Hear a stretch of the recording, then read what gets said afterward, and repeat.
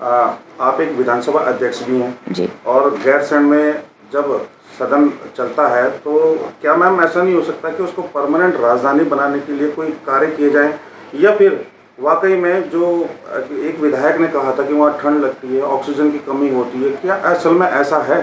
देखिए, ऐसा है, हम पहाड़ पर हैं, पहाड़ी लोग हैं, ऐसा कुछ है नहीं। मैं तो वहाँ रहती हूँ और आप देखते भी होंगे बहुत से विधायक एक्सरसाइज करते हैं, घूमते हैं, फिरते हैं, दौड़ते हैं, जिम हमने खोल रखा है।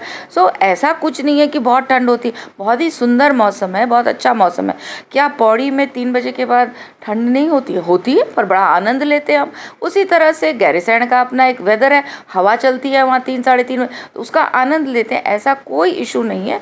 वो कुछ बोलना किसी और कॉन्टेक्स्ट में शायद चाह रहे होंगे, ऐसा कोई नहीं है। हम सब आनंद लेते हैं, बहुत मज़े से वहाँ काम करते हैं, अच्छे से वहाँ काम करते हैं, बहुत अच्छा माहौल है वहाँ पे काम करने का। और मुझे लगता है धीरे धीरे हर सरकार प्रयास कर रही है इंफ्रास्ट्रक्चर डेवलपमेंट करने का गैरीसैंण और गैरीसैंण के आसपास, ताकि फ्यूचर में हम उसे एक राजधानी के तौर पूरी तरह से देखें, फुल फ्लेजेड राजधानी की तरह देखें। वहाँ काफ़ी हजारों करोड़ रुपए खर्च हो चुके हैं, बस इसी कॉन्टेक्स्ट में हमने पूछा था कि क्या परमानेंट हो सकता है आगे के लिए? देखिए, ऐसा है रावत जी, मेरा मानना यह है, वो हमारी राजधानी है, ग्रीष्मकालीन राजधानी है, तो खर्चा तो वहाँ होना चाहिए, चीज़ें बननी चाहिए जब हम उसको राजधानी कहते हैं, और सुविधाएं हमें देनी पड़ेंगी, चाहे वो आम जनता को, चाहे हमारे जिस समय सदन हो रहा हो वहाँ पर जब हमारे अफसरान, हमारे लोग आते हैं, तो चीज़ें ऐसी होनी चाहिए। क्योंकि ये जब सदन चलता है तो केवल उत्तराखंड नहीं, पूरा हिंदुस्तान ही नहीं, विश्व देखता है। तो वो इंफ्रास्ट्रक्चर डेवलपमेंट चाहे 1000 करोड़ का हो, चाहे जितना का, वो होना चाहिए।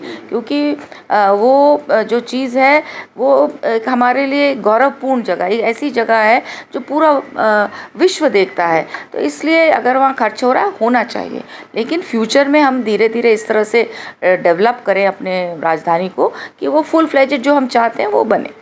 देखिए, गैरसैंण राजधानी का मसला आपने उठाया, मैं आपको याद दिलाना चाहता हूँ कि 2012 से लेकर 2017 तक हमारा ये कंसेप्ट था कि उस क्षेत्र को डेवलप किया जाना चाहिए। वहाँ पे राजधानी के स्वरूप में वहाँ पर जो है विधानसभा का सत्र चलना चाहिए। यहाँ पर अधिकारियों को बैठने की आवश्यकता महसूस की गई, ताकि जो है वो क्षेत्रीय जनता की जो कमियां हैं, कठिनाइयां हैं, परेशानियां हैं, उसके अनुसार जो है भविष्य का रोड मैप तय करते हुए प्रगति के कार्यों को अंजाम दिया जा सके। इसी वजह से वहाँ पर हमारे उस कार्यकाल में उसका शिलान्यास का कार्य किया गया। आज वहाँ पर विधानसभा भवन बन चुका है। अधिकारियों के लिए जो है, उनके लिए जो रिहायशी जो है उनके लिए बन गए हैं, विधायकों के लिए विधायक निवास बन गया है। तमाम गतिविधियों को वहाँ पर अंजाम दिया गया।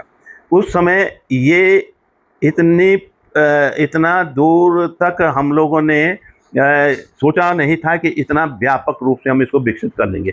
लेकिन कहते हैं ना, इच्छा शक्ति जब कांग्रेस की थी तो उसको डेवलप करने में हमको कोई दिक्कत नहीं लगी। पूरा का पूरा इंफ्रास्ट्रक्चर डेवलप हो गया। अब वहाँ पर जो है वो अफवाह बनी है कि इसको ग्रीष्मकालीन राजधानी बनना चाहिए, इसको परमानेंट राजधानी बनना चाहिए। और इसी चक्कर में जो है न तो देहरादून में जो है पूर्णकालिक जो है आपको स्थायी राजधानी दिख रही है, और ना ही जो है वहाँ पर दिख रही है। तो सरकार आने पर इस पर निश्चित रूप से बहुत गंभीरतापूर्वक विचार किया जाएगा कि यहाँ पर, ताकि लोगों की समझ में या अधिकारियों की समझ में ये आ पाए कि भाई यहाँ पर इन चीज़ों की आवश्यकता है।